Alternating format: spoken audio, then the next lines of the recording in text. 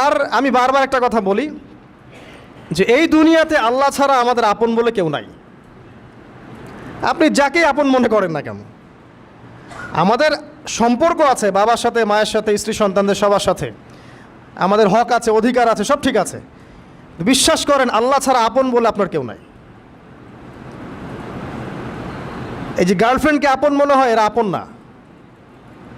স্ত্রী সন্তানদেরকে খুব আপন মনে হয়, আপনার মৃত্যুর পর 40 দিন সময় লাগবে না সব ভুলে যেতে। পিতামাতা, ভাই বোন সবাইকে আপন মনে হচ্ছে। পিতামাতার স্থান বাবা মার পরে, আল্লাহ রসুলের পরে, সেটা ঠিক আছে, কিন্তু আপন আল্লাহ ছাড়া তারা নন। আপনি তাদের মনোপুতভাবে নিজে প্রতিষ্ঠিত হতে পারবেন না, তারা আপনাকে চিনবে না। বললো সারাটা জীবন তোর পিছনে এত টাকা ঢাললাম, কি করলি? কিচ্ছু করতে পারলি না। আবার এখন যারা পিতামাতা হয়েছেন, সন্তানদেরকে আপন মনে হচ্ছে, দেখবেন এই সন্তানকে আপনি আপনার মনোপুতভাবে সম্পত্তি দিতে পারবেন না, ভরণ পোষণ দিতে পারবেন না। এই সন্তান বড় হয়ে আপনাকে বৃদ্ধাশ্রমে পাঠিয়ে দিতে পারে, নাউজুবিল্লাহ। অথবা আপনার সাথে এই সন্তানই খারাপ ব্যবহার করবে। আপন মনে হচ্ছে? আল্লাহ ছাড়া কেউ আপন না। আল্লাহ ছাড়া আপন কেউ না। আর আল্লাহ ছাড়া সত্যিকার অর্থে আপনাকে আমাকে ভালো কেউ বাসে না। শুধু আল্লাহই আপনাকে ভালোবাসেন। এটা আপনারা হারে হারে উপলব্ধি করবেন যত দিন যাবে ইনশাআল্লাহ। তাই শুধু সেই আল্লাহর জন্যেই নিজেকে খালেস করে দেন, আর যার যার হক তাকে তাকে দিয়ে দেন। দুনিয়াতে শান্তিতে থাকার ফিলোসফি বলছি, philosophy of happiness in this হায়াতুদ দুনিয়া, সেটা হচ্ছে যার যার হক তাকে তাকে দিয়ে দেন, নিজের হক আল্লাহর কাছে চেয়ে নেন। আর দুনিয়াকে আপন মনে করবেন না, আল্লাহ ছাড়া কাউকে আপন মনে করবেন না। আপনি সুখে থাকবেন ইনশাআল্লাহ। দুনিয়ার দাসত্ব করবেন, আল্লাহ ছাড়া অন্য মানুষদেরকে আপন মনে করে নেবেন, দেখবেন আপনি পদে পদে কষ্ট পাবেন। কারো কাছে আশা করেন না, কষ্ট পাবেন না। আমি এই প্রসঙ্গে কথাগুলো বললাম যে দুনিয়াকে আপন মনে করতে নাই, আর আল্লাহকে আপন মনে করতে হয়। আল্লাহকে আপন মনে করলে তখন আমার উপর কিছু দায়িত্ব চলে আসে। কি দায়িত্ব? আল্লাহ আমাকে সৃষ্টি করেছেন, রিজিক দিয়েছেন, লালন পালন করছেন, বাঁচিয়ে রেখেছেন, তার হাতে আমার মৃত্যু, তার হাতে সব কিছু। তো এখন আল্লাহ পাকের জন্য নিজের জীবনটাকে খালেস করে নেওয়া, যেভাবে আল্লাহ পাক চলতে বলেছেন সেভাবে চলা, যেগুলোকে আল্লাহ পাক নিষেধ করেছেন বর্জন করা। আর রাসূলুল্লাহ সাল্লাল্লাহু আলাইহি ওয়াসাল্লামের সুন্নাহ আল্লাহ পাক রেখে দিয়েছেন আমাদের সামনে। এই সুন্নাহগুলো যদি আমরা অনুসরণ করতে পারি, ইনশাআল্লাহ এই দুনিয়াতে কিছু পাই বা না পাই, ইনশাআল্লাহ পরকালে আপনি আল্লাহর ক্ষমা পাবেন ইনশাআল্লাহ তাআলা। কোরআনের সূরাগুলার অর্থ সব খুতবায় বলা যায় না, সময় সংকুলন হয় না। এত চমৎকার ওয়াদ-দুহা সূরা আছে না, শপথ দ্বিপ্রহরের, ওয়াল-লাইলি ইযা সাজা, শপথ রাতের যখন সেটা আচ্ছাদিত হয়। মা ওয়াদ্দাআকা রাব্বুকা ওয়া মা ক্বালা, আল্লাহ কত মায়া দিয়ে তার নবীকে বলছেন যে তোমার আল্লাহ তোমাকে ছেড়েও দেন নাই, তোমার আল্লাহ তোমাকে ছেড়ে দেন নাই। ওয়ালা সাউফা ইউতিকা রাব্বুকা ফাতারদা, শীঘ্রই তোমার রব তোমাকে দান করবেন এবং তুমি সন্তুষ্ট হয়ে যাও। দুনিয়াতে চলতে গেলে দুঃখ কষ্ট হয় না? যারা ঈমান নিয়ে চলে ওদের দুঃখ কষ্ট বেশি হয়। তা আল্লাহ বলছেন টেনশন করো না, কষ্ট পেও না, তোমার রব তোমাকে ছেড়ে দেননি। ওয়ালা সাউফা ইউতিকা রাব্বুকা ফাতারদা, তোমার রব তোমাকে শীঘ্রই দান করবেন আর তুমি সন্তুষ্ট হয়ে যাবে। আলাম ইয়াজিদকা ইয়াতীমান ফাআওয়া, আল্লাহ বলছেন আল্লাহ কি তোমাকে ইয়েতিম রূপে পাননি, এরপর আল্লাহ কি তোমাকে প্রতিপালন করে বড় করেননি? ওয়াজাদাকা দাল্লান ফাহাদা, আল্লাহ কি তোমাকে পথভ্রষ্ট পান নাই, তোমাকে আল্লাহ পাক হেদায়েত দেন নাই? তো আল্লাহ যে এগুলো করেছেন সে আল্লাহ তোমাকে পরকালে ইনশাআল্লাহ ভালো রাখবেন।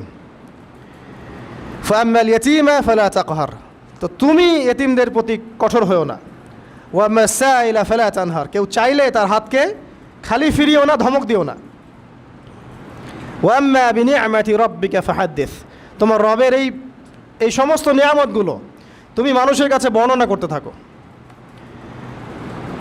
এর পরের সূরার দিকে খেয়াল দেখবেন, সূরা আলাম নাশরাহ লাকা সাদরাক, মনে হয় দুটো একটা আরেকটার সাথে পেয়ার।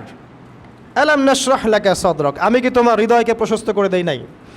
ওয়াদা'না আনকা ওয়িজরাক, তোমার বোঝাগুলো হালকা করিনি? কাকে বলছেন এগুলো আল্লাহ পাক? রাসূলুল্লাহ সাল্লাল্লাহু আলাইহি ওয়াসাল্লামকে। তো যে মানুষটা জান্নাতে যাবে নিশ্চিত, এবং যিনি জান্নাতের দরজা না খুললে জান্নাতের দরজা কারো জন্য খোলা হবে না। যে মানুষটা হচ্ছে ভদ্র, স্মার্ট, বিচক্ষণ, কোনো মানুষ পৃথিবীতে নাই। সকল ধর্মের মানুষ মানে এটা। কিছু আছে শয়তান, মানুষ টুপি শয়তান, এরা মানে না, বাট দেখবেন ম্যাক্সিমাম মানুষই মানে, হোক সে ইহুদি বা খ্রিস্টান বা হিন্দুইজম বা মুসলিমরা তো মানেই, সবাই মানে। যে মুহাম্মদ সাল্লাল্লাহু আলাইহি সাল্লামের মতো স্মার্ট, বিচক্ষণ, ভদ্র, সুচরিত্রের মানুষ পৃথিবীতে কোনোদিন আসেও নি, আসবেও না। তো সেই নবীর জীবনটা আপনি পড়ে দেখবেন, আর রাহিকুল মাখতুম বইটা, যে চড়াই আর উতরাই, খালি দুঃখ, কষ্ট, যন্ত্রণা, লাঞ্ছনা, কন্টিনিউয়াসলি। আমাদের নবী সাল্লাল্লাহু আলাইহি ওয়াসাল্লাম তো 1 মাস শান্তিতে ঘুমানো নাই নবী হওয়ার পরে। যখন তিনি মারা যান, ফাতিমা রাদিয়াল্লাহু আনহার কথা মনে আছে না? কানে কানে কি জানি বললেন। তখন আমাদের নবী একটা কথা বলেছিলেন, আমি এই বয়সে সে কথাটা বুঝি, মাদ্রাসা লাইফে, ইউনিভার্সিটি লাইফে বুঝিনি। নবীজি বলেছিলেন তার মেয়েকে, ফাতিমা রাদিয়াল্লাহু আনহা তার কষ্ট দেখে কান্নাকাটি শুরু করলেন। আমাদের নবীজি তাকে কাছে ডেকে বললেন কানে কানে যে কি জানি একটা বললেন। তারপর ফাতিমা রাদিয়াল্লাহু আনহা চুপ করে গেলেন। তো পরে জিজ্ঞাসা করা হলো কি বলেছিলেন। তিনি বললেন, আল আব্বাজান বলেছেন, আজকের পর তোমার আব্বার কোনো কষ্ট থাকবে না, আর তুমি আমার পরিবারের মধ্যে সবার আগে আমার সাথে সাক্ষাৎ করবে। এই যে আজকের পর আমার আব্বার আর কোনো কষ্ট থাকবে না, এর মানে বোঝেন, মানে সারাটা নববী জীবন কত যে কষ্ট নবী সাল্লাল্লাহু আলাইহি ওয়াসাল্লামকে সহ্য করতে হয়েছে। আজকে জান্নাতে যাওয়ার দিন, আজকে আর তোমার আব্বার কোনো কষ্ট থাকবে না। এই মানুষটার যদি এই অবস্থা হয়, তাহলে আমরা কি?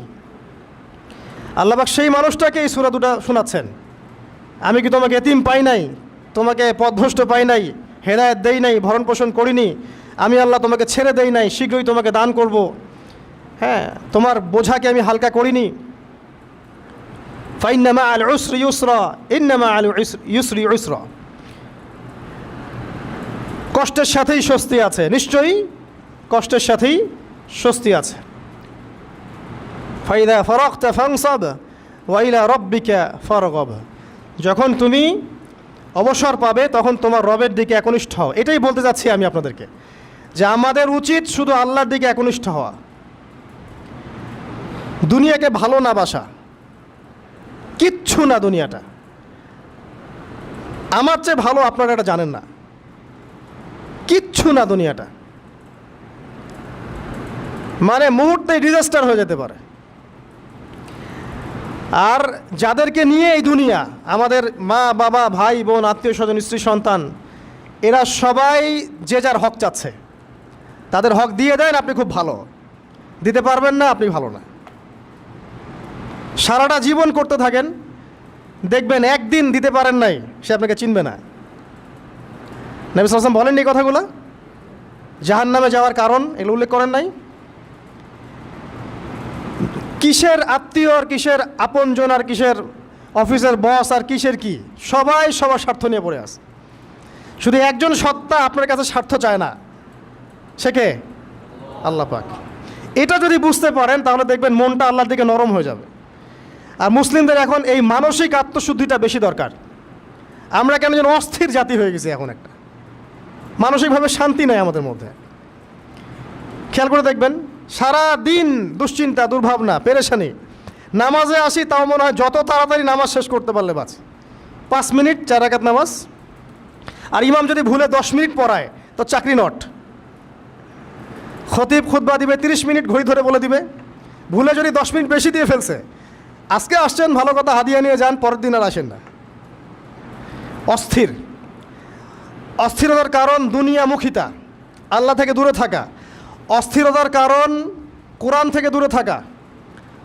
অস্থিরতার কারণ নিয়মিত সুন্নাহর উপর আমল না করা, ডেইলি জিকির আজগারগুলো না করা, ডেইলি কোরআন তেলাওয়াত না করা, হাদিস অনুবাদ সহ না পড়া, দিনের জ্ঞান চর্চা না করা, দিনী হালাকাগুলোর মধ্যে না বসা। অস্থিরতার অনেক কারণ, টাকা পয়সার পিছনে ছোটা, বাড়ি গাড়ি স্ট্যাটাসের পিছনে ছোটা, এবং এই লোভ, এই লালসা আপনাকে স্থির থাকতে দিবে না। অস্থিরতার কারণ এই যে আমরা বলি মেটেরিয়ালিজম, আমরা বলি বস্তুবাদিতা, এগুলো অস্থিরতার কারণ।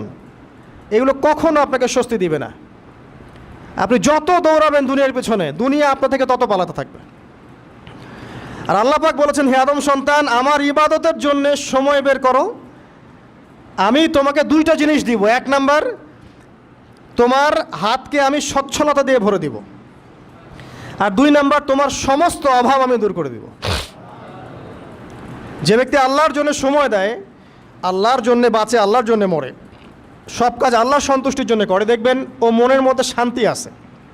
হয়তোবা তার 5তলা 10তলা বাড়ি নাই, BMW নাই, সুজুকি জিক্সার নাই, তারপরে দেখবেন সে অনেক শান্তিতে আছে, কারণ তার মনের মধ্যে একটা প্রশান্তি কাজ করে। আর যে ব্যক্তির মধ্যে দেখবেন আল্লাহর কনসিয়াসনেস নাই, ইবাদত নাই, কোরআন সুন্নাহ এগুলো কিচ্ছু নাই, দুনিয়ার সব আছে, দেখবেন ব্যাংক ব্যালেন্স, টাকা পয়সা, মনে শান্তি নাই। এই মনের শান্তিটাকেই উসমান রাদিয়াল্লাহু আনহু বলতেন যে আল গিনা মানে ধনাঢ্য, ধনী বলি না আমরা, এটাই হচ্ছে ধন, কিছু না।